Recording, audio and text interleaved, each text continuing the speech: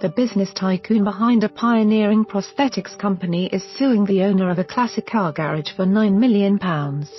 Claiming he is a serial fraudster, Engineer Mike Tuke sold his company Finsbury Orthopaedics in 2009 for more than £60 million and pocketed around £40 million after tax. But was not overly impressed with returns on standard investments, the High Court heard.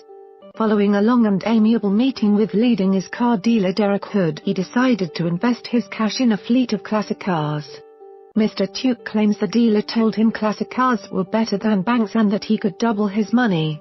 Between December 2009 and March 2013, he splashed out on 40 iconic motors at a total cost of almost £40 million. But now Mr Tuke, who lives in Guildford, claims Mr Hood is a serial fraudster and has launched a bid at the High Court in London to sue his company JD Clas Limited, based in Malden, for around £9 million. Mr Hood and JD Clas deny any wrongdoing, saying Mr Tuke's complaints about some 18 cars are misconceived. Cars bought and sold by Mr Tuke included a Jaguar XKSS and a collection of Jaguar Group C racing cars, a Ferrari 250 TR, an E-Type Roadster, a Lister Nobile and a Mercedes Gullwing were also among his acquisitions.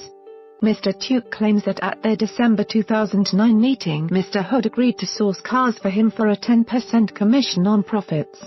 But Mr Hood adamantly denies that he ever agreed to act as Mr Tuke's sales agent, and JD Clas was always dealing on its own account. He disputes what was said at the crucial meeting and insists the deal struck was only ever a simple profit-sharing arrangement. JD Clas barrister Christopher Pymont QC told the court Mr Tuke misunderstood the nature of the commercial relationship. But Sean Brannigan QC for Mr Tuke said the businessman is determined to prove that Mr Hood is a serial fraudster who has consistently lied about the provenance, authenticity and value of the cars with which the parties dealt over many years. Mr Brannigan claimed Mr Hood invented fictitious buyers and sellers in order to hoodwink Mr Tuke. In 2010, Mr Tuke paid £254,000 for what he was told was a very rare ACS Bristol competition car in the belief that he was dealing with a third-party seller through JD Clas. The court heard that the QC claimed that JD Clas in fact owned the car itself, having paid just £84,000 for it only 3 weeks earlier. Mr Brannigan also told the court that in 2013, JD Clas dishonestly represented that it had sold Mr Tuke's Mercedes Gullwing to an American buyer for £1,500,000.